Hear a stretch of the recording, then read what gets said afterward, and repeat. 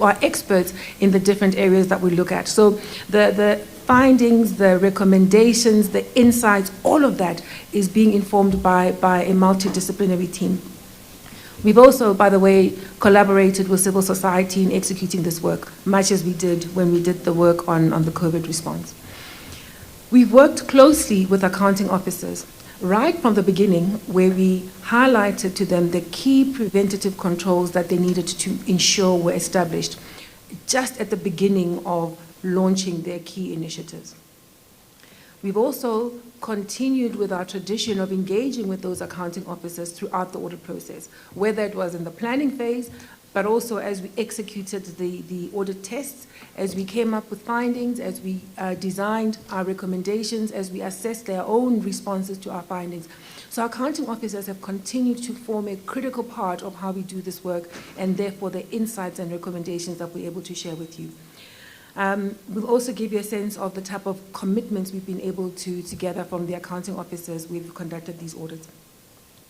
Based on their responses, which have been quite encouraging, I have to say, we will be now implementing, we will now be monitoring the implementation of the commitments that they've made to drive the necessary improvements and the actions that must be put in place.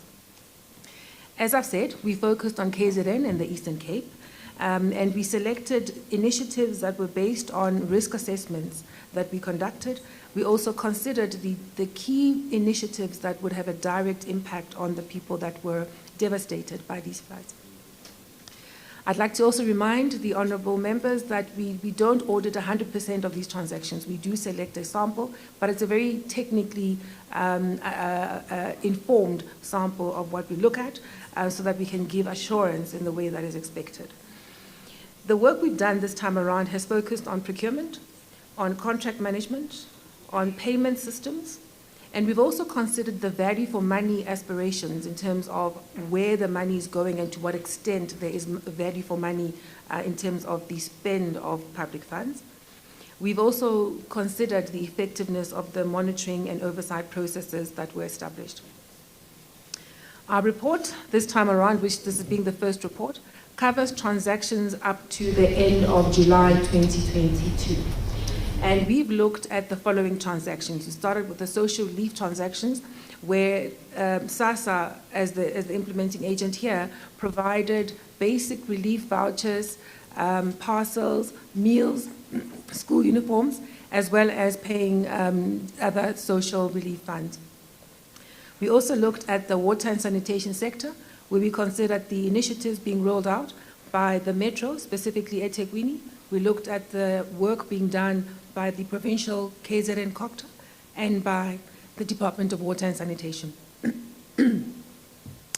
We've also looked at the TRUs, the temporary residential units that were being implemented by the Provincial Department of Human Settlements in KZN. And then in the school sector, we considered the work that was being done to provide the mobile classrooms and the kitchens at different schools when classrooms were damaged by the floods. And that was work done by the KZN Provincial Department of Education. And then we also looked at the work being done by PMTE, the Property Management Trading Entity, which is an entity of Public Works Department, and the work that they were doing to repair the government buildings that had been damaged by the floods. And here we looked at both the buildings that were leased and those that were owned by the department. What you'll see in the bars in this slide is the top bar for each of the sector tells you the budget that had been allocated as at the end of July 2022. It also then, the lower bar tells you how much had been spent as at the end of July 2022. And this is information that is based on what has been confirmed with the accounting officers in each of the relevant departments. We've also looked carefully at the source of the funds. So in this slide, you'll see very clearly where we say the money came from the province, where it came from the national department, and where it came from the municipality. And you'll be able to see where the expenditure is happening. I'd like to highlight that it's quite evident from this slide that in the school sector, the work of providing the mobile classrooms and the kitchens, that expenditure has been consistent with the budget. So you'll see that 18.3 million rand had been budgeted, and then that's what has been spent. It tells you about how quickly those initiatives are being rolled out. Similarly, on social relief, you'll see that 34.5 million rand has already been spent, specifically 34.46 million, vis-a-vis the 106 million rand of a budget. So they are also rolling out the initiatives fairly rapidly. And then you'll see quite clearly the slower expenditure as at the end of July on a number of those initiatives. So I think that's starting to tell you the story around what we've seen in the course of our audit work in terms of where initiatives are being rolled out quickly and where there's delays in dealing with those specific programs. The work that we've done will continue. So whilst I'm sharing with you the details up to the end of July 2022, the work has been continuing, and we'll be issuing reports after we've audited the next tranche of transactions. So we'll continue to look at the expenditures and continue to share these insights with you. And then also the next part of our work will look at the other initiatives that had not moved significantly as at the end of July. So specifically, we will incorporate into the next tranche of our work the key initiatives around water and sanitation, where there's more work now being done on infrastructure beyond the water tankering services that I'll talk about now. So that information will come through in the next report. Whereas this report is dealing with water tankering services and specifically in the eThekwini Metro, going forward we'll be able to tell you more about information that we've gathered having audited Amatola Water Board's initiatives, as well as what's happening at the OR Tambo District Municipality and the Umgeni Water Board. On the human settlements aspects, we'll continue with our work in KZN, but we'll also share with you information on the Eastern Cape, which we can't tell you now because those initiatives are running behind. In the next report, also do expect that you'll see much more around the infrastructure work in the school sector, in the Eastern Cape and in the education. And we expect that that'll be much more about the rehabilitation and the repair of the classrooms that were damaged, more than the mobile classrooms that were established in the first phase of our work. We'll also consider what happens in the railway and roads sector, so specifically initiatives at Transnet, at PRASA, and then at Sanral in the Eastern Cape Transport and KZN Transport, that you will see in the next report, and similarly other work being done to repair infrastructure that would have been damaged by the floods at health facilities, at clinics and at hospitals. So just to give you that assurance that the work continues and you can expect to hear more from us as we go. And I guess this is the benefit of having an AGSA that sees all of government all the time. We really can give you insights on where expenditure is happening and at what point and what the hurdles may be, in a way that does support certainly monitoring and oversight.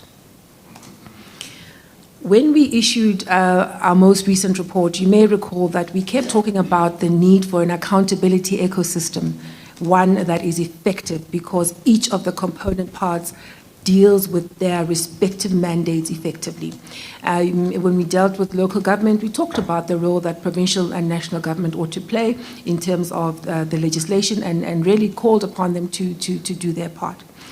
What's pleasing to see is that in the context of this disaster, our message on an accountability ecosystem where everybody does their part, that message seems to be heeded. And I say this because honourable chairs and honourable members, we're seeing that accounting officers and executive authorities are listening and they're acting, and we'll share some detail on that.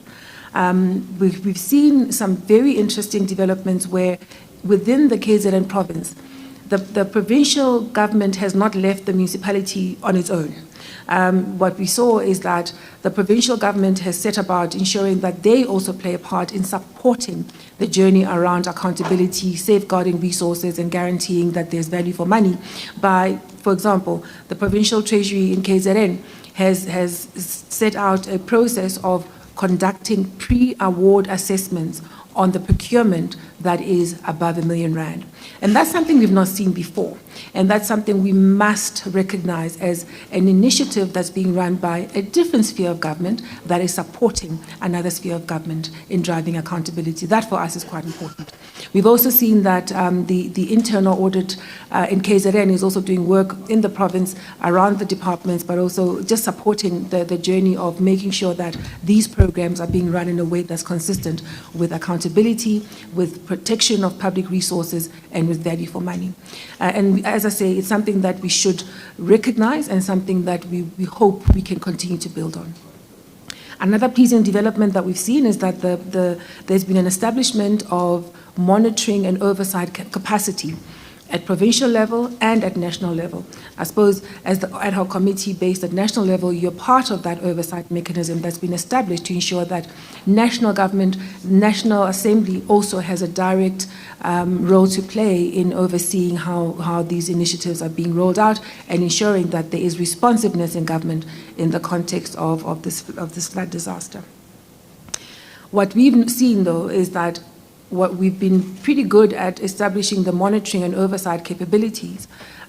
We haven't yet got all of those things to drive efficiency in terms of the initiative. So it's really just about saying, whilst the ecosystem is starting to move in the right direction, certainly from a monitoring and an oversight point of view, what needs to be strengthened is on driving the efficiency of the initiatives that are being rolled out. Sticking with a little bit of good news, I just want to summarize a few of our findings. We've identified that there are some good practices that need to be built on going forward. I've talked about the establishment of the oversight committees at different levels of government. I'm also wanting to highlight that the National Treasury also provided early guidance on the availability of funds, the reporting requirements, the processes for getting the reprioritization of budgets happening at different parts of government. That's something that can be built on going forward as well. And I've talked about the activities of the KZN Provincial Treasury, which really had the impact of reducing the instances of procurement findings and procurement irregularities in the province in the context of this flood disaster.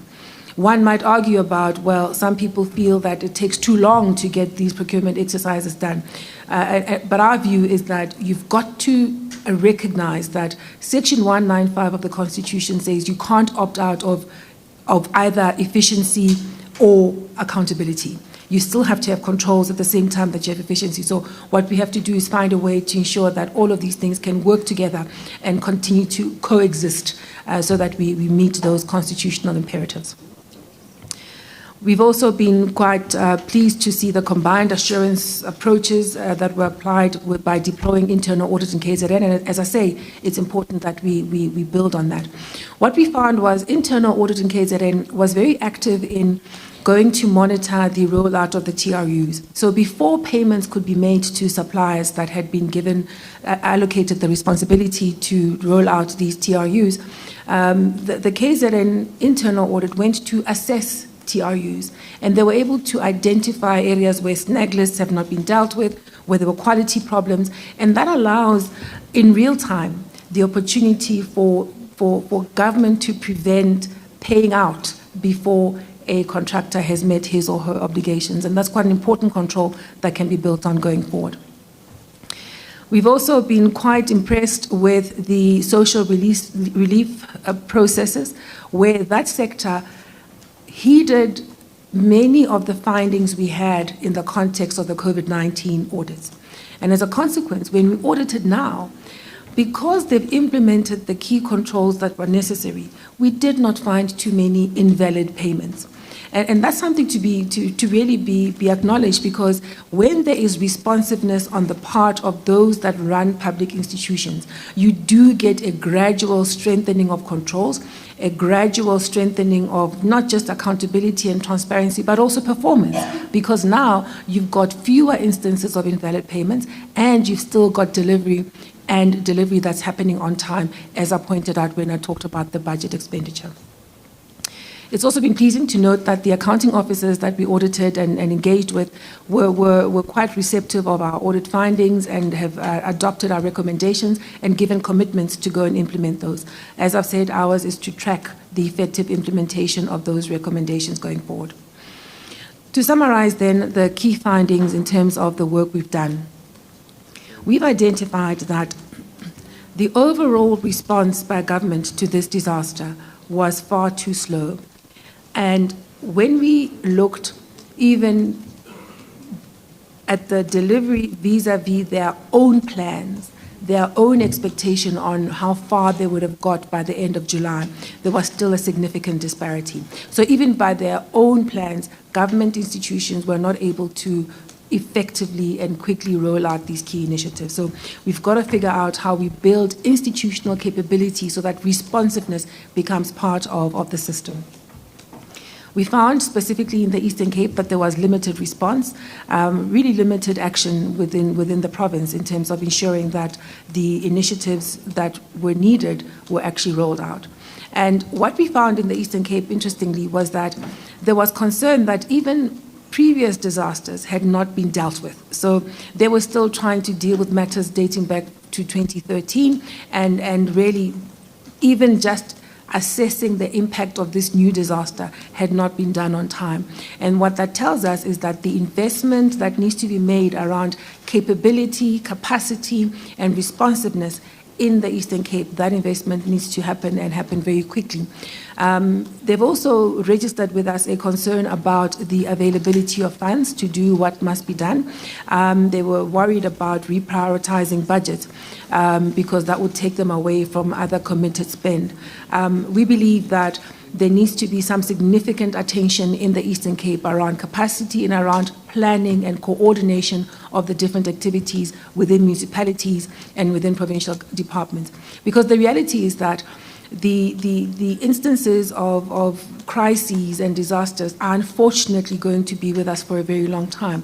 So we have to build the capability to respond to them, even given the scarce resources that are available.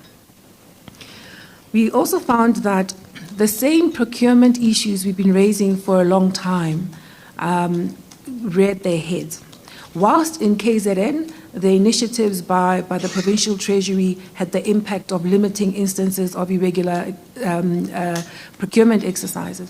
What we found was that in some of the transactions, and I'll talk about them in a greater detail, the non-compliance with the requirements and the procurement prescripts that are established, that actually had the direct impact of diminishing the ability of those departments to actually execute on their work quickly, at the right quality, and at the right price. Thank you.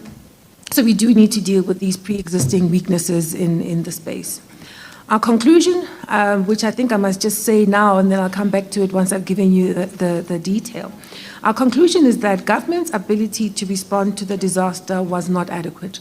Right from the journey of assessing the needs, assessing the impact, planning the responses, and then executing on those plans, monitoring on those plans even. We've also noted that the already compromised control environments that we've always spoken about as the Office of the AG had the direct impact of weakening the ability of government to respond in this crisis. Some of the things we've been raising before are around the inadequate intergovernmental coordination, which really has a direct impact on weakening the effective delivery of even the best designed response plans. And the impact of these weaknesses is that even when there are well-designed initiatives, the ability to ensure that those initiatives reach citizens when they need it most, that ability is not there. So we do need to build the capability that will ensure that our best intentions, our best plans, and our resources that we allocate reach the intended purpose and ultimately benefit citizens when they need the most. Specifically and I'll talk about each of the key sectors in greater detail. All of this detail is in the report, and perhaps if there are specific questions that you might want to pose that I might not touch on now, I'm happy to deal with them following my presentation. On the social relief aspect, we found that because there's been such responsiveness from the last time around, from the COVID audits, SASSA really did a good job of reaching citizens at the time that they needed these relief packages, these relief funds, these relief measures. And as a consequence, the right people got the right benefit, whether it was the hot meals, whether it was the food vouchers, whether it was uniforms. All of those things were able to reach citizens at the time that they needed it. In terms, and I'll just move on to the next one, which really deals with the water tankering services. And this was an effort that was run by the Metro, working together with the Provincial COGTA and the National Department of Water and Sanitation. As we know, many areas in KZN were left without water when water infrastructure was damaged. There were 198 water tankers that were identified and availed to ensure that water tanker services were provided to the communities that needed access to water. We went and audited 30 water tankers, and we audited not just the procurement exercise behind it, but also the availability of those vehicles and how the tankering service was being provided. And our findings include the following. We found that there was a delay that was experienced in actually delivering the water to the communities that needed it. There were a number of communities that identified that, or that confirmed that they went for at least one day without receiving water. That was 83% of residents that were affected. Others, as much as 3 days.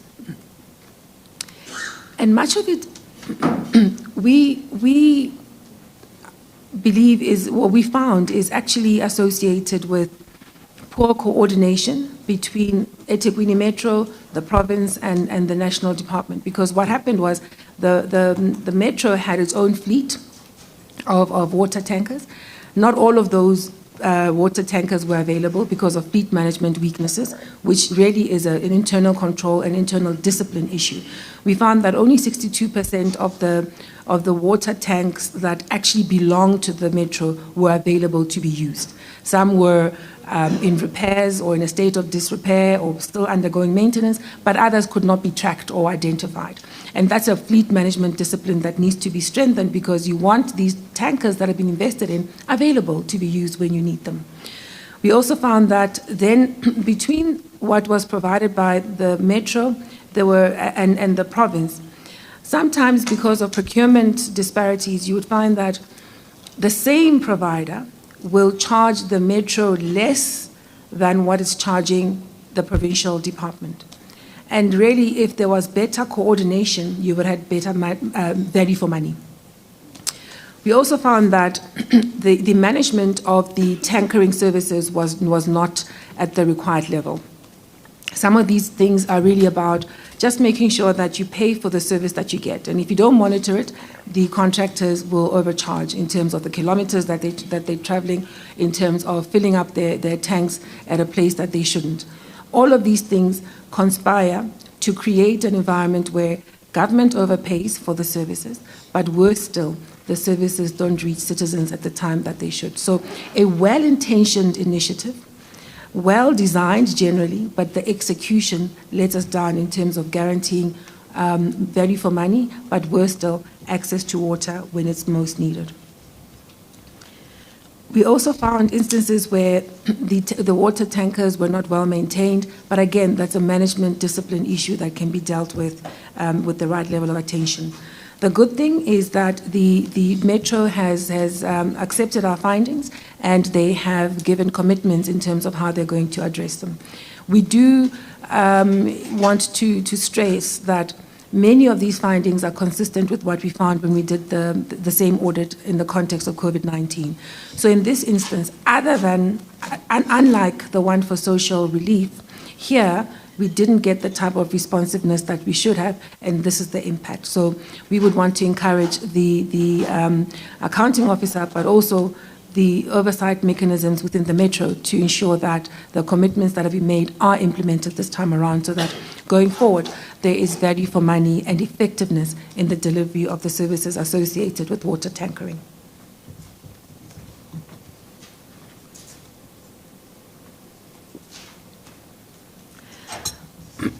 I then now move to the temporary residential units.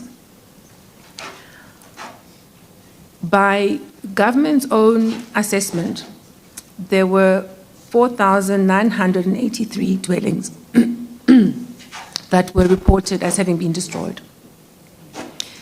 There was a plan to go and put the temporary residential units in the ground so that families could be accommodated. There were 254 TRUs built across 18 districts, and that is still on the basis of the information given to us by government themselves, specifically KZN Department of Human Settlements. We went and assessed 30 of those 254. And our findings are really based on our physical inspection of these 30 TRUs.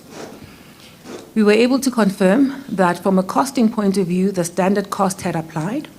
We were able to confirm that most of the TRUs that were said to be in the ground were there. However, we did find that the needs assessment in terms of understanding where TRUs were needed, who needed TRUs, who needed to be placed in a TRU, those processes were not well managed. And as a result, there was a delay in confirming who needed a TRU and getting people out of those temporary shelters that they were in.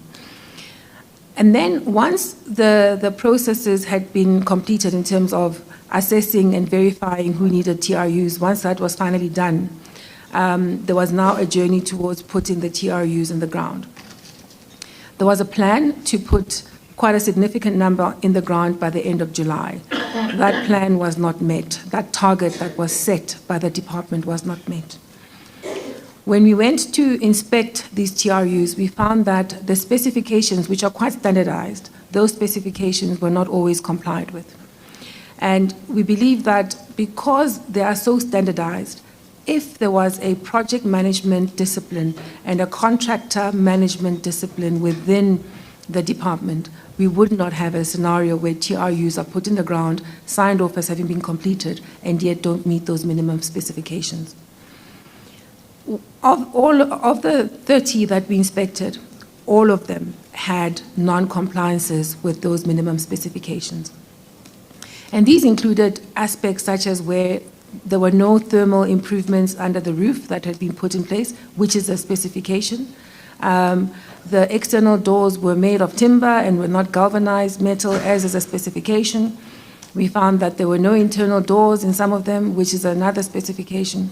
And all of these things conspired to have government have this well-intentioned initiative, spend money on it, but yet the benefit doesn't reach the intended beneficiary in the way that it has been designed. And if those controls are not put in place, we'll continue to see these developments. We also saw that there were instances of poor workmanship in terms of what was signed off as having been completed, and yet there were still snags and poor workmanship that needed attention before those suppliers or contractors could be paid. Matters such as the electrical connections were not always included in the scope of work, and that then results in residents who are now located in a TRU but then have to make some makeshift arrangement to get access to electricity, which not only is a hazard, but also demonstrates that if we do not coordinate initiatives across departments within a particular public institution, you get this sort of development. And worse still, if you do not make sure that you coordinate the execution of different initiatives, either by the city and the department in the province, you then get this sort of experience where, again, something that's so well-intentioned doesn't work out in the way that it's been designed.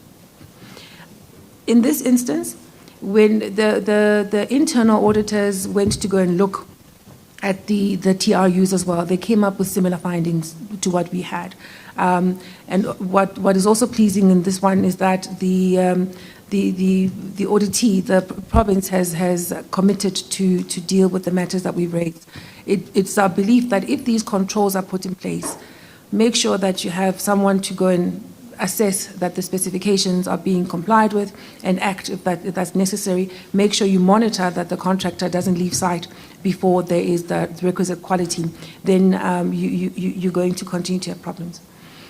Other areas that we would just like to highlight in the context of these temporary residential units relate to matters of land use management and spatial planning. There were instances where TRUs were put in the ground on the same location where a flood had come by. And that then results in vulnerability for the people that occupy those TRUs. We know that access to land parcels is a complex matter and a very challenging matter for the province and for the city. We would want to then say, if you look at the design of even the relevant legislation around spatial planning and land use management, it does call upon better coordination by the department in the province, the national department, but also the municipality. And if we can get that coordination better, we will have a much better chance of getting the best outcome around finding ways to access land, develop land, and make it such that communities can be put in places that are consistent with their needs to access livelihoods and still build their lives. I now come to the areas around the PMTE, which, I beg your pardon, is the one on KZN education and the education sector. As I indicated to you, the rollout of the mobile classrooms and the kitchens, that went pretty well. What we did was we went and looked at 15 mobile classrooms that we assessed physically. We were able to confirm what pricing had been paid for that. We also looked at the mobile kitchens that were put in the ground. And these were at 5 different schools that we went to assess. What we found was that the processes of identifying the needs and the impact of a disaster, those could improve. And I'll share some of the detail around that just now. We also found that just the monitoring of what was ultimately delivered also had weaknesses which had a direct impact of diminishing the benefit that could have accrued to people who needed access to these mobile classrooms. On coordination, an example is that at a particular school that we went to visit, we found that the department went and identified that 13 classrooms had been damaged within that school. What they did not assess was the impact of damage on the top floors of a building. So if you have a building with the ground floor and then first floor and second floor, they assessed that there was damage just to the classrooms on the ground floor, and those were 13 classrooms. So what they put down was that there's a need to provide 13 mobile classrooms. Whilst those 13 mobile classrooms were provided, a couple of things happened. There was no way you could then still build on that building that had been structurally compromised because the 13 had been damaged. So at some point, you're going to have to provide for accommodation for the other students, the other learners that are sitting on the top tier floors. But the other thing that happened at the school is that whilst the mobile units were provided, the mobile classrooms were provided, the 13 were in the ground, another flood came. So there was another incident, and those classrooms that were put in the ground were destroyed. Specifically, there were 4 that we went to inspect, and they were actually destroyed. And what then happens is some of the learners now can't be in those classrooms anymore. They need to now be accommodated in the top floors of that existing building, which has got structural floors. So if the impact assessment had been done properly, you wouldn't have a scenario where there's such overcrowding in the classrooms. And also, if the building of the mobile classrooms, if the installation of those mobile classrooms had been done appropriately and put not in the ground, same location where the flood had come past, you might have had a better outcome. But unfortunately, that's what happened. So there was some responsiveness, but the planning wasn't appropriate, and then you had the disaster hit again.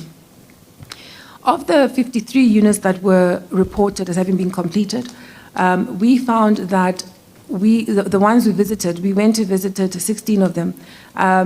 We found that they had not yet been handed over. And that's really a matter around not managing the contractor properly, not dealing with the snag list properly, not ensuring that the handover process is done in a way that's consistent with the norm. And that's an internal control issue in our view. Another matter that we found of concern is that whilst there was responsiveness in putting the mobile classrooms on the ground, in some instances, the equipment and learning materials were not delivered. So even though there was recognition that you need classrooms because of the flood damage, there was little attention to the idea that the learning materials themselves would have been destroyed and needed to also be replaced. And a delay in dealing with that then wastes the learning time or teaching time for teachers and learners in a way that really should not have been the case. Again, in this instance, we found that the findings were agreed with, the recommendations have been adopted, and there have been commitments by the leadership of the department to deal with those findings going forward. And now I finally move on to property management trading entity. There were 48 projects that were undertaken to repair properties that had been damaged by the flood disaster in KZN. We then selected 20 of these projects for auditing. This is the area where we found the most concerning procurement irregularities. And these had the direct impact of delaying the delivery on these projects. First of all, the process of procuring highlighted some key red flags around conflict management, where some of the appointed contractors really had conflicts in terms of being either employees or spouses to employees of the state. We also found that as part of the supply chain management processes, there were instances where you would have one director own 3 companies and still be awarded a contract separately. So 3 awards to each of these companies, but owned by one director.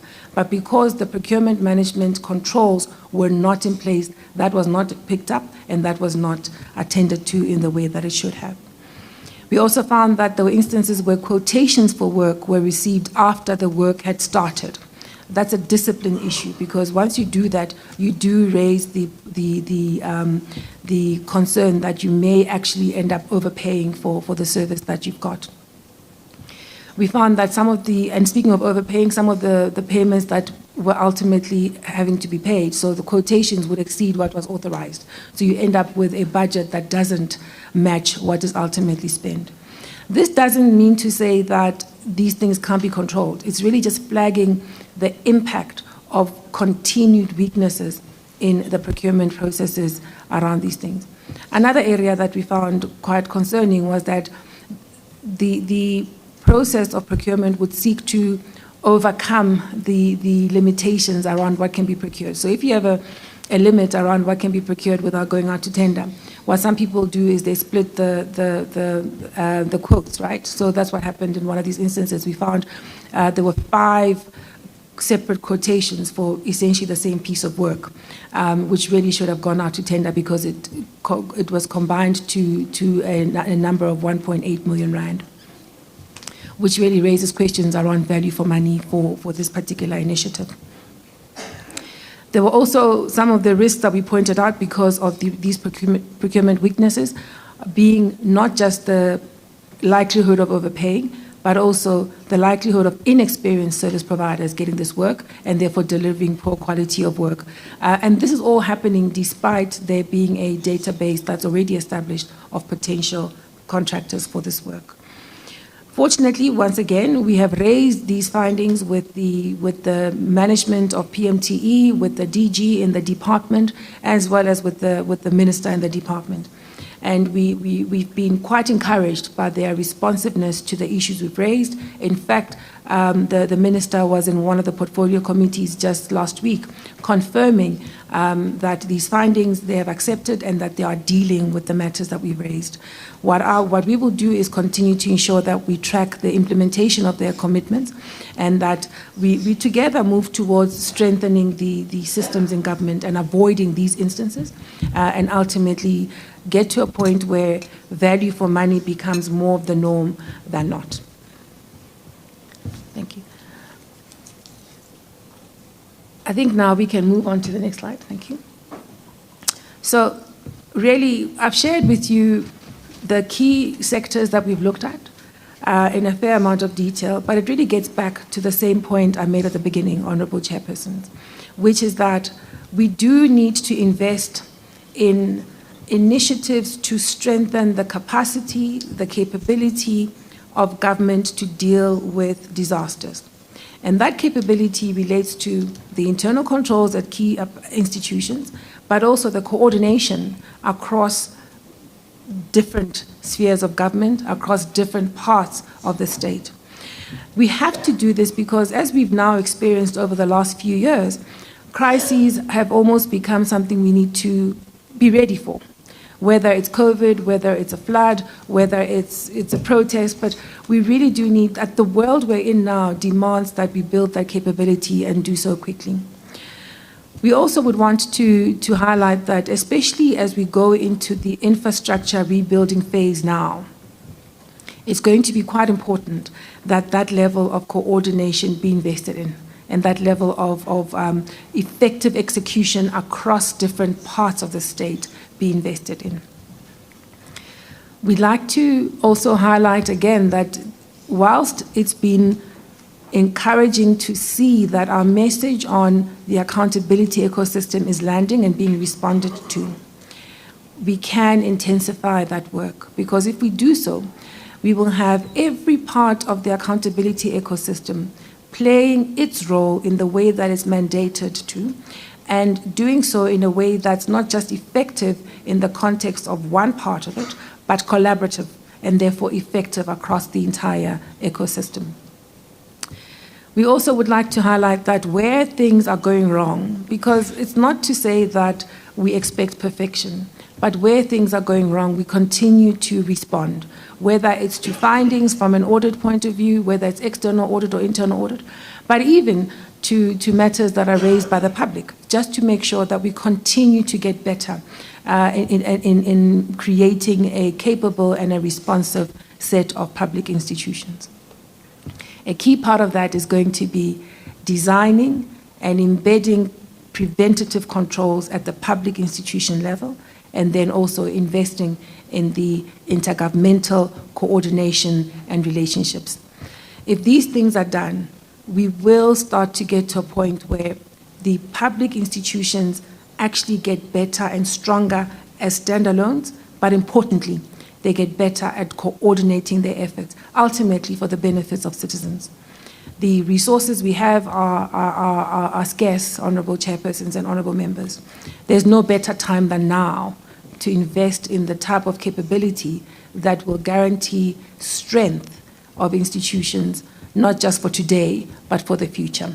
So thank you very much for the opportunity to share this report that has been compiled by Team AGSA, the very capable Team AGSA. And I'd like to just take the moment to also thank the members of our team for the work that they've done across the provinces, but also within the national business units that audit different parts of the system of governance in our country. We've worked extremely well with other partners, including the civil society organizations that worked with us, and I'd like to thank them as well. I think we're also learning that our ecosystem gets better and richer when we get better at working with other people. So thank you very much, Honourable Chairpersons, and I'll now hand back to you. Thank you very much, AG, for leading a capable team. It will be a very interesting engagement because it's different to what we used to do in the past. We're so fortunate. What is good is that we have been on the ground, your good self and your team, and also the ad hoc joint committee was on the ground. But before I can take hands, as we know that yesterday there was a session that finished late, so others could not make it because of the time that was planned. So we have apologies of Honorable Zungula, Honorable Mente, Honorable Hussein, Honorable McPherson, Honorable Mbingo Kikaba. So it will be good to have them on records, colleagues, so that as and when we are doing our in-house, it must not create an impression that they decided. So we have others, AG, that were supposed to be here. So because of the session of the question to the President yesterday that finished very late, so they could not get the flight to come here, but they are part of the team. Colleagues, it is what it is. all of us who have been on the ground, the engagement will surely reflect that, because it's totally different to just getting a high-level presentation and then you can't relate to it. Honorable Mango, you'll be number 1. Honorable Dereko, number 2. Honorable Lesoma, Honorable Browden Seth, and then I'll stop at Honorable Shaik. You just introduce yourself. Of course, I've called your name, but do your formal introduction. Thank you very much, Chair and co-chairs, and good morning, everybody, colleagues, the AG, and your team, everyone else present. Good morning. My name is Lisa Mangu. I'm a member of the National Assembly and a member of this ad hoc committee. Thank you very much, AG, for the report. What interested me the most, which I think is commendable, is the identification of what the impact was. At the start of this fifth Parliament, that's one of the things in the portfolio committee that I serve in, that we said we want to see impact. And it's good to see that the AGSA has responded to that across board.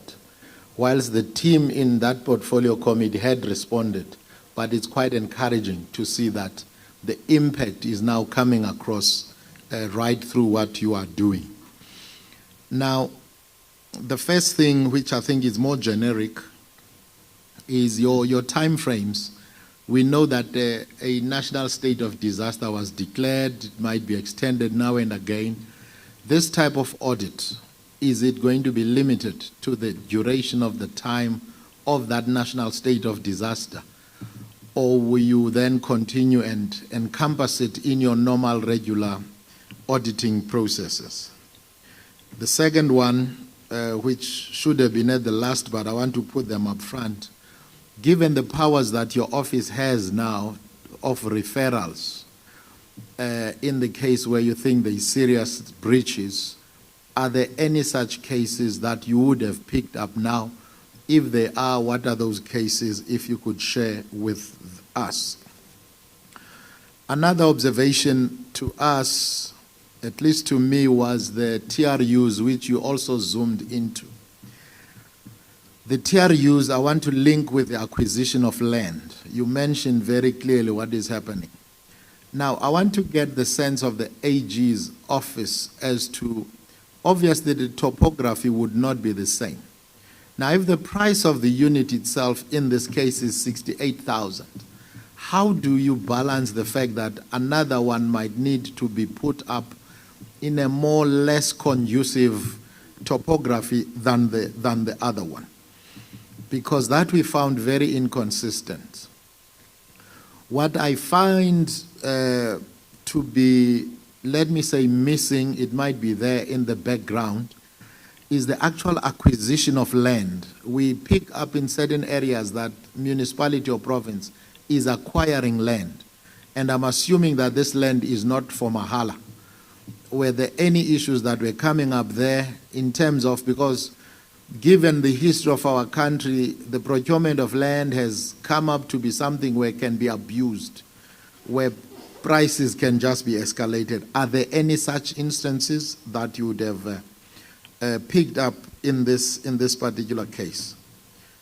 Lastly, chairs, is that what I find very interesting is that, and I'm sure that's our own internal issue, in the presentations by National Treasury, there was no mention of education. I went through their presentation now, there was no mention of education. And yet there is a significant amount of money that has gone into Department of Education. There is also, maybe AG, you might want to respond to this in your response. There's not been any mention about the SANDF. SANDF has been used in the so-called Bailey bridges and other infrastructure repairs.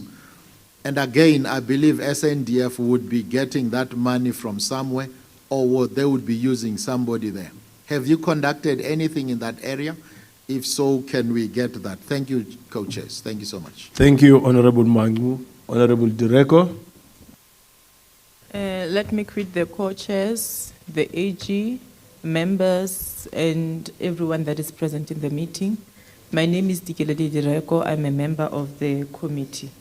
Chair, let me also acknowledge the presentation that have been made by the AG, and it's a confirmation of some of the issues that we have raised as a concern as this committee, especially on lack of coordination, because we've also observed that during our oversight visit, there were some municipalities who were not aware as to what they were supposed to do. And there was no proper coordination between the three spheres of government. Hence, we have these delays that we are facing today. And also, Chair, the second issue is on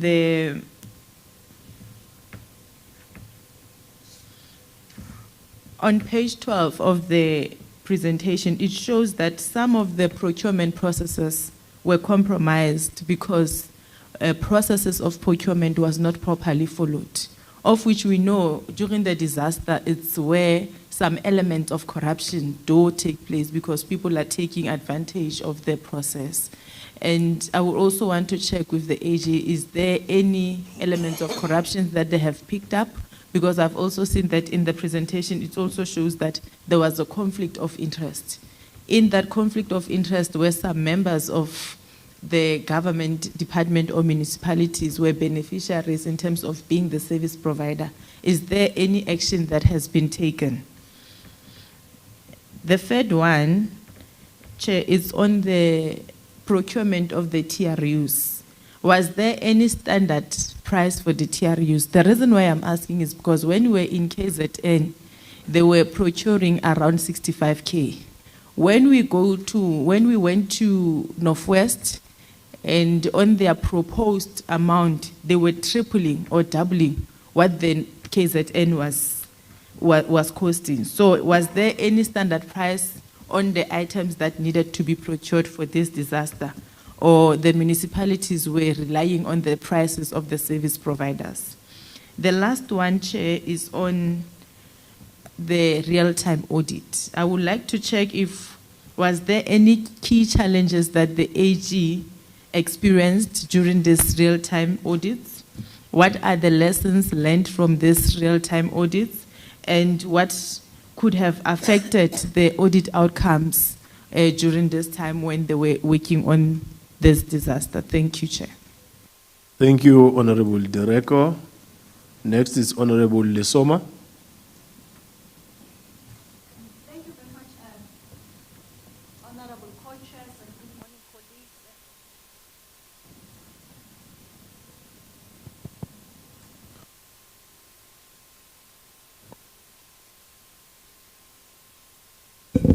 No, I'm being processed thoroughly. Chair, thank you very much, co-chairs, and good morning, colleagues, and everybody in the House, and in particular the AG and her team, and appreciate this presentation. Chair, there are a few points that I would like to raise, but I must quickly indicate or register that what AG has presented to us is what we experienced in particular last week when we were in KZN, in most areas that we visited. And some of the questions that she spoke to are some of the questions that we raised and deliberately were ignored or were avoided to be responded to. But I will not make any examples, but let me just quickly go to the questions, Chair. One, all of us were aware that there are NGOs and service providers that would have ordinarily received the money from public funds, as it were. Are you intending to audit them? Or for now, I understand the priority is government as government, but there are some NGOs that have received funds from government. One will appreciate to get a feel, notwithstanding that they've got their own boards and also their auditing process, but because of public funds, then I think the AG must have an interest on them as well. Two, Chair, the overall cost of the real-time audit, how much thus far has been the cost, and has the affected entities or bodies paid what is supposed to pay, so that also your finances don't get depleted? Three, Chair, which for me is very important, borrowing from the lessons of COVID-19 and the findings thereof, and the weaknesses that, systematic weaknesses that have been identified at the time. With our laws, our PFMA and MFA, which currently through regulations haven't been relaxed, in your own findings, would you say that as government, we didn't borrow from the lessons of COVID-19 so that we can better inform the systems in this April 2022 disaster in response to that? Because, like for an example, the turnaround time of the learning equipments like your uniforms and also acquiring mobile classes, and your report didn't talk to that. And I'm aware that in particular in KZN, there was a talk of also acquiring mobile classes. If you can look at that, probably in your response, you would have looked at that, and what are your findings, in particular on costing and using different service providers? Is there any gaps or leakages that you would have identified? The fourth one, Chair, will be are there any gaps or differences between your real-time audit and the province's real-time? Because we are aware that even in particular KZN has also been doing their internal audit. But we must welcome the support of provinces that have given to municipalities, in particular in KZN, which you confirmed that one. In their presentation also, there was a clear demonstration thereof. The fifth one, which of course will be at Tegwini, at Main, because it's the most affected area within all the provinces, in particular in KZN. My question is around the usage of Section 36 vis-a-vis the Tongat water plant treatment.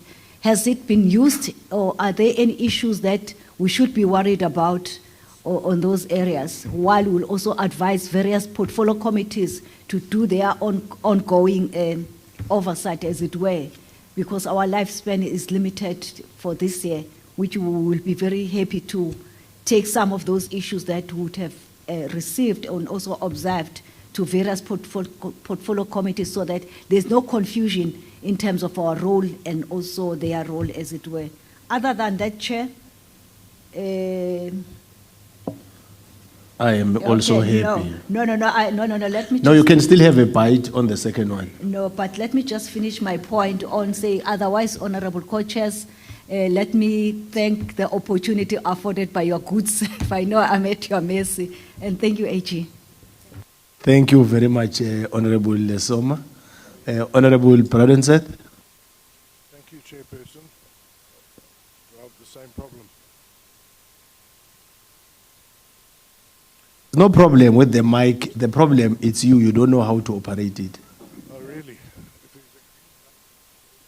What am I doing wrong? Okay, it's still not working. Okay. Can somebody assist Honorable Pradenseth? I know this thing of technology can sometimes be problematic. You're being very disrespectful, Chair. You must not let the grey hair fool you. Chairperson, good morning to everyone. My name is Tim Brouterset. I'm a member of the committee, a member of the National Council of Provinces, and it's great to see the AG and her staff again, because we interacted many times in the last Parliament, I'm sure you would remember, when I was in Scopa. The first question, AG, first of all, thank you very much for the presentation, and thank you for getting us this much information quickly. I think you'll agree that the report is generalized, And I'm sure that I'm going to ask you to maybe give us a bit more detail, but maybe not now, but perhaps through the chairs to the committee. But let's just start off with the first question is how many audits have you done? If you could just give us an indication of that. Then I just want to clarify, according to your figures on slide 4, you've got around 1.9, almost 2 billion was budgeted. Am I correct in saying that only 125 million rand has been spent so far? And if that's the case, we should all be shuddering. Then, moving on, I don't want to repeat anything that's been touched on. I would, Honourable Michael's question about referrals.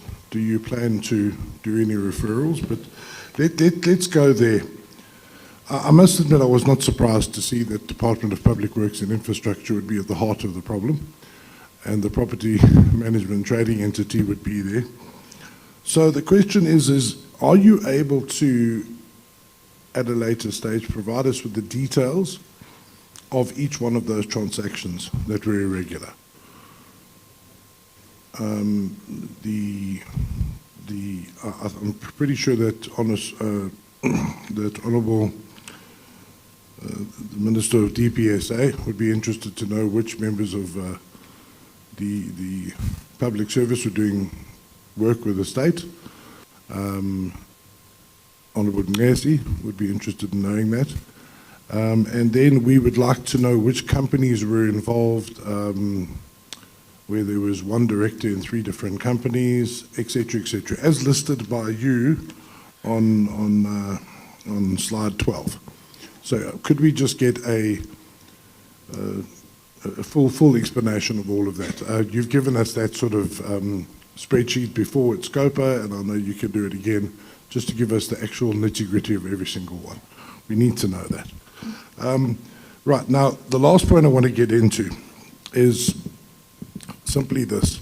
You have noted right throughout your report that there has been an exasperatingly slow pace of delivery to those displaced by the floods, those without water.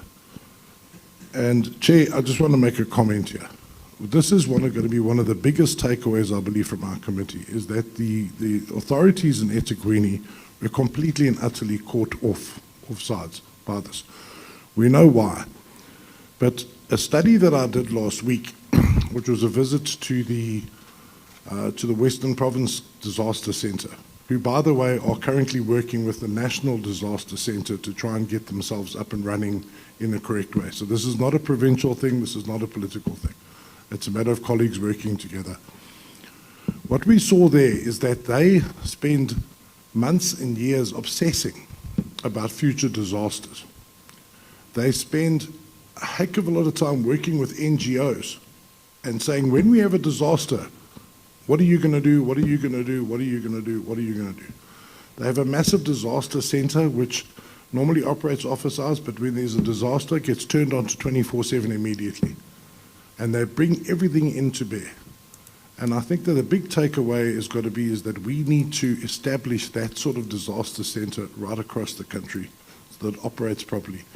And their very sad remarks were that they knew about this disaster that was going to happen. They'd also seen the South African Weather Services reports, and they had a team of search and rescue people available the weekend before to go down to KZN, before the storm actually hit.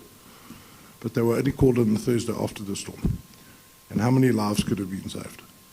And I think that's am I right in saying that that's a massive thrust of your report, is that we've really got to get better at preparation and coordination for disasters, and we've got to take a look at best practice in South Africa and make it work. That's all, Chair. Thank you. Thank you, Honourable Browden-Seth. The next is Honourable Sheikh. Thank you very much, co-chairpersons, and thank you to the Auditor-General and your team for the report. And I can't help but concur with other colleagues that indeed the outcome of your report has also been what we observed on the ground. I just have a few questions.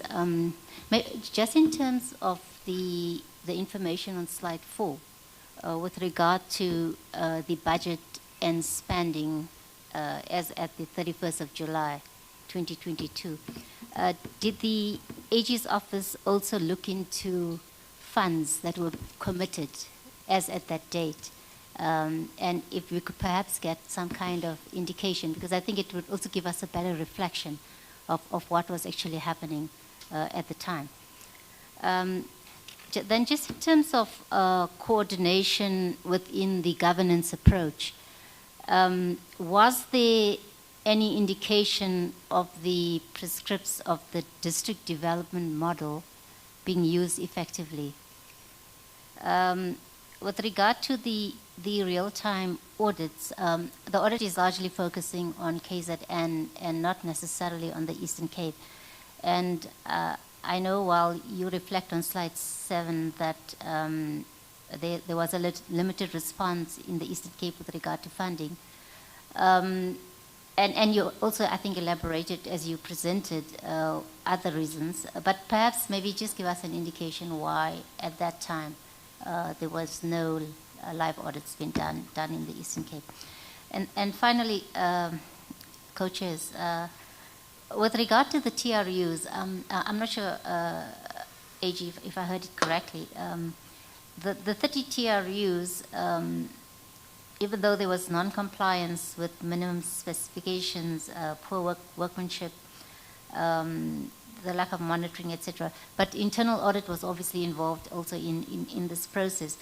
Maybe just give an indication of whether these units were actually paid for at the time, and what would your view be in terms of the 68,659 in terms of value for money. Thank you very much, Chairpersons. Thank you, Honorable Shaik. AG and your team, you can deal with the first part. All right, thank you. Thank you very much, Honourable Chairperson, and the honourable members that have raised the different questions. So the good thing is I do not walk alone. So some of the detail I'm going to ask my colleagues to assist on. Specifically, Mabati, if you could deal with the two questions about how many audits did we conduct.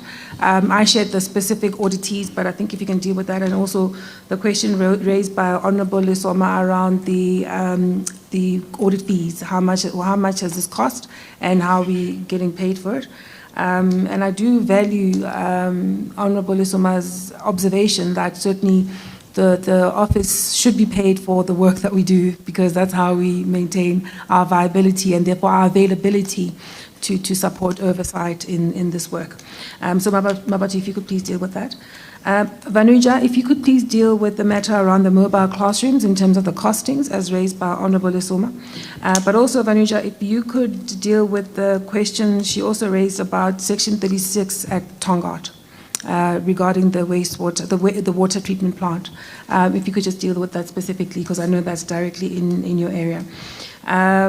Okay, then Spongile, if you could support me on the TRU-related questions, because I know that's directly in your portfolio, especially around the question that Honourable Direko asked about the standard pricing in KZN vis-a-vis other provinces. And also the one about the internal audit role on specifications as raised by Honourable Sheikh. Spongile, if you could deal with that.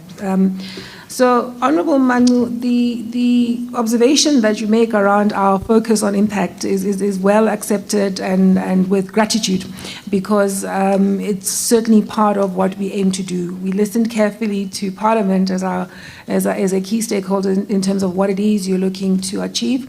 And remember, our job is also to support you in your oversight work. And we believe if we can walk alongside you and enable you with the type of insights that help you, you're able to do your part as part of the ecosystem as well. It's consistent with our strategy, which is also informed by what we're seeing across the globe. We've observed that our global peers, other auditors general in different parts of the world, are also trying to answer this question about how do supreme audit institutions audit and report on their work in a way that helps drive better impact of their work. So that's part of why we infuse concerns around the lived experience of citizens in shaping our work and also in locating our audit findings and recommendations. So I'm happy to note your comment, and I think for the team it emboldens us as we pursue what is a very bold and ambitious strategy. In terms of the timing, we will be continuing to do this work. So what I've shared with you is kind of work in motion. So this was as at the end of 31st of July, having started in May. So it's a very short space of time, and maybe that contextualizes the point about the expenditure relative to budget. We are continuing with this work. Our intention is to share with you additional information on what we've observed and what we've seen as audit findings when we deal with the PFMA general report, because all of these auditees will be covered there, and also when we deal with the MFMA general report next year, because again, all of this information will be part of the audit that audit year that we are dealing with. So this will be an ongoing set of insights around what we're seeing. One of the things we aspire to do, and maybe it's useful to say it now so that we can commit, is to share with you a consolidated view on our own observations and recommendations of what could be done to strengthen the capacity of government to respond to disasters, to plan for, to respond to, and to execute those response plans. The team said to me this is what they would like to do. So now I'm just conveying what they've committed on their behalf. The powers for referrals, we haven't yet referred anything in specific terms to the investigative bodies. As we wrap up this audit and in the forthcoming installation, we'll probably be able to indicate to Parliament what we've been able to refer. With the new powers that were given to the Auditor-General, we have established stronger working relationships with the public bodies responsible for investigations and for law enforcement. In the context of the COVID-19 audit, we were able to refer a number of our findings and risks that we flagged to the Fusion Center. And a number of those institutions that are part of the Fusion Center were able to take on that work and then drive the consequence management and follow through on investigations that we can't dig deep into in the course of the audit work. So that practice we are getting better at, and we will look to implement it in this work as well. So as we go, we'll report on that. As part of our accountability to Parliament, we regularly provide some insight on how we are doing in implementing our powers. So I would urge you to also look out for a very detailed report that tells you about all of the different material irregularities that we've identified, notified different accounting officers on, and how we're busy implementing these powers, including referrals as well as issuing remedial action and heading towards ultimately a certificate of debt. One of the good things, and I'm always at pains to point this out, that if you don't see us issuing a certificate of debt, but you see us issuing a material irregularity, and you wonder what happens in the meantime, it's mostly because there's some responsiveness. And so when you look at the findings we've raised around the PMT, what it has been pleasing has been that the DG and Minister DeLille have taken it upon themselves to not only accept the findings, but to act on them. And what we've got to do is make sure we give them that opportunity, because they are the appointed and elected stewards that are responsible for those public institutions. By law, they must implement consequences, they must investigate, they must discipline. It's only when they don't that our powers come into effect. So I guess for me, the big point is that for as long as accounting officers are responding to our audit outcomes, we believe that that's how we're going to build better accountability, better responsiveness, and therefore better strength in institutions, rather than worrying about trying to refer everything.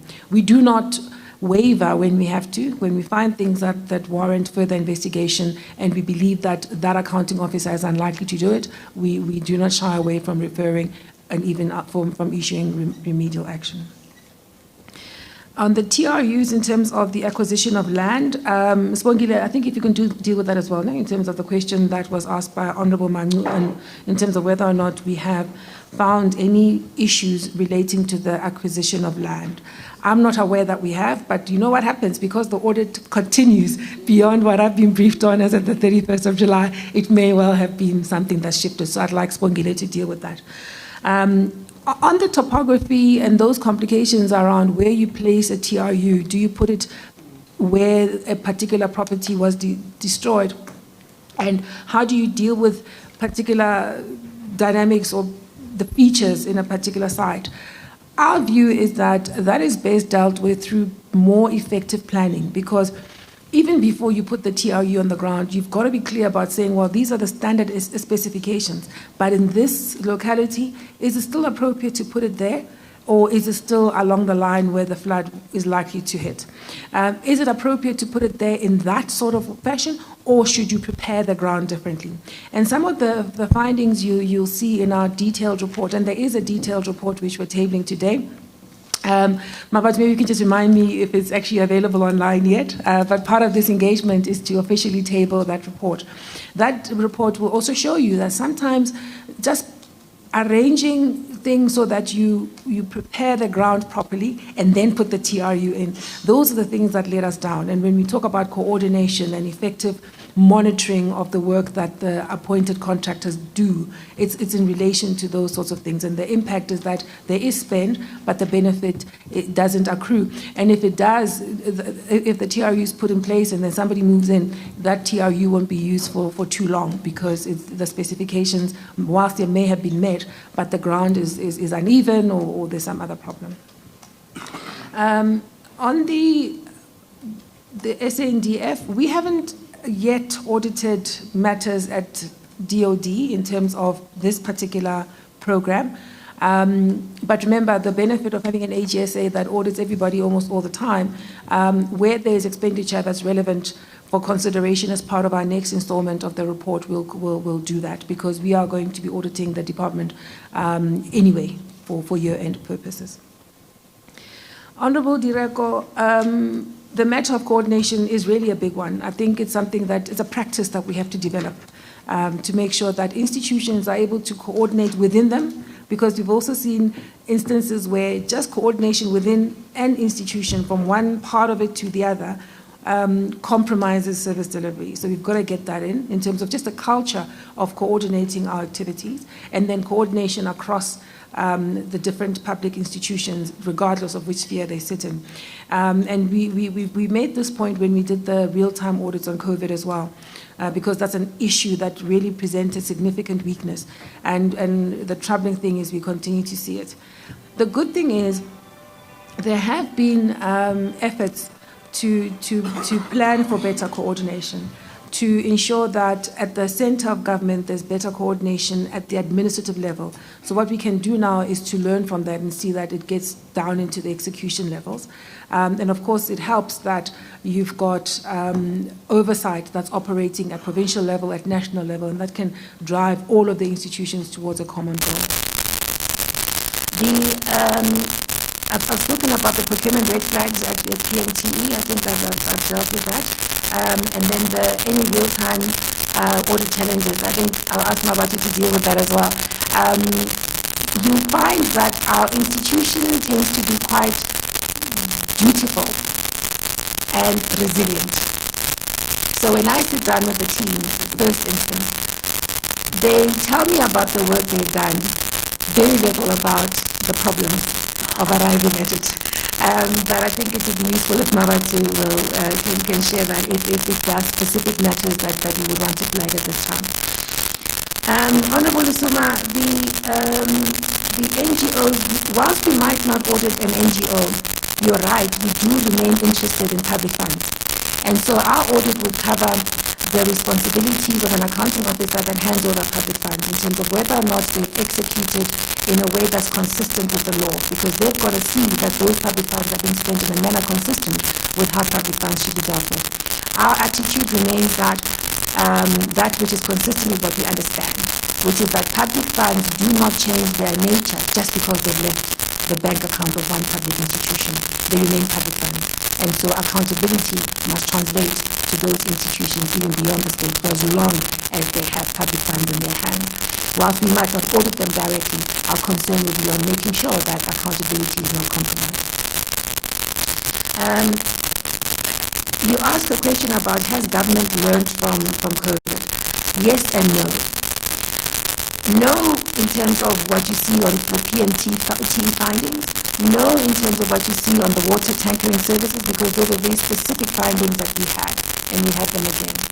But yes, in terms of the role that the provincial treasury played on dealing with procurement. Yes, in terms of the role that provincial internal audit in KZN dealt with the TRUs, and I'll come to the specific details of what they've done. And certainly yes, in terms of establishing the monitoring and oversight practices which we've seen at provincial level and at the national level. So there has been, let's call it a mixed bag in terms of lessons. We do have to get better though across government. Government needs to get better at incorporating those lessons into ways of work so that we're not always trying to catch problems, but rather create an environment where there is a discipline, there are practices, there are controls that are consistent with what we expect. Maybe let me pause there. I'll come back to Honourable Braithwaite's questions. If I can just give Marachi an opportunity, followed by Swandile and then Vanija, and I'll come back to the rest of the questions. Thank you very much, AP. Good morning, honourable members, and to you, honourable chairperson. I will start with the question around the lessons learned and any challenges. I can confirm that given that this is our second real-time audit, I think we have fared better as the AGSA as well as the department in being better prepared for what real-time is all. We noted that there was availability of key personnel, because I think the first time around when we did it with COVID, it was a struggle for the different departments who needed to be on the ground delivering initiatives to balance the real-time audit as well as the various responsibilities. So that was better prepared, and I think we were able to make requisite progress. What still needs improving is that we, as AG has mentioned, we've acknowledged the establishment of many structures. Some exist in terms of the normal legislation, and there is still a need for better coordination across these three spheres of government, across the different structures, and the way they interface with the work of the Auditor-General. We've availed ourselves to engage all those different structures on an ongoing basis so that we can unblock any blockages that are there. But I think in the main we've enjoyed good cooperation and support. The cost remains an issue. I think there's much to do with limited funds available. So I think agreeing on the cost of audit is not that there hasn't been a commitment, but we don't know how much is going to be the cost of the real time, especially as we expand into the infrastructure. So it's just being able to be sure that when we incur those costs, will be compensated accordingly as an office to remain financially viable. I will then go to the question around the cost of the real-time audit as it stands. It is being approximated by our audit teams led by our CFO to be approximately 33 million. This amount relates just primarily to this first tranche of the report that we have issued, and as we continue to do more work, we'll continue to bill accordingly. As soon as we quantify the cost, we engage the different accounting officers and their governance structures in terms of the normal audit processes, and we've received commitment that these amounts will be paid. So we're looking forward to receiving those as soon as we close the report as well. There was another question from the honourable members around the audits in terms of the real-time audit, how many we intend to do. We have an intention, as we close in this report, we have intention to close with this standalone report, as well as an infrastructure standalone report. I think primarily this infrastructure is a key area of focus, and then the other aspects around the real-time audit will be incorporated into our normal audit work. We issue two general reports. We issue the Procurement general report, which is going to be issued later during the year, and we'll be issuing one next year for the MSME. So any work relating to the real-time audit will continue to be monitored and reflected on in those reports. So you would have seen on the slide